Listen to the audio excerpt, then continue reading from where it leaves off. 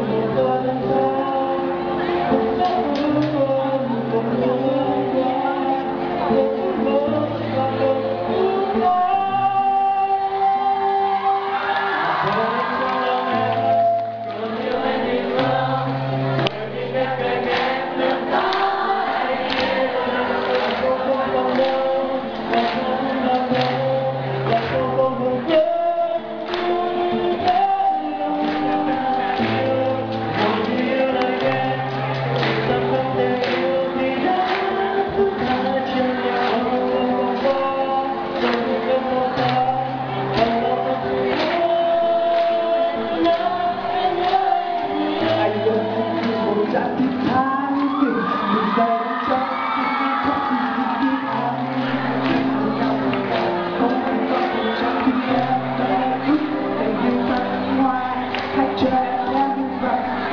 đâu đi. Hãy subscribe cho kênh Ghiền Mì Gõ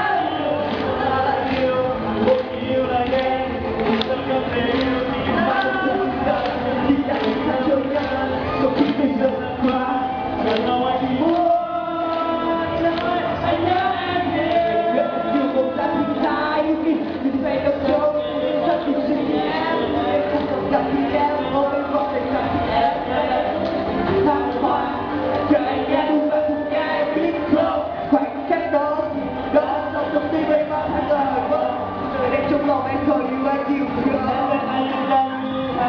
hấp dẫn.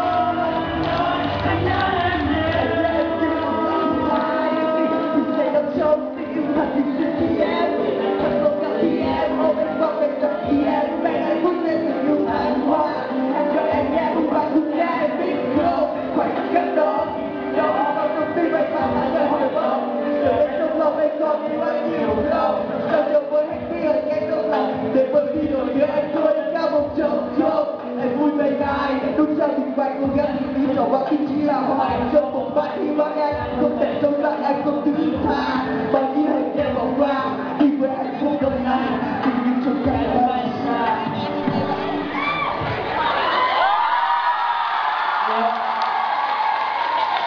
Rồi vâng, Nhiều năm người ta tình yêu trong đời ai cũng thế anh trong yêu và chỉ yêu một người rồi ai đây thì sẽ đến nhau cầm tay nhau và sẽ không bao giờ nói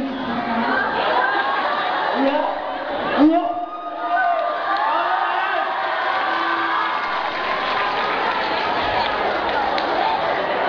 Vậy thì chúng ta sẽ nói gì với những chàng trai y tế công cộng hả? À, đẹp trai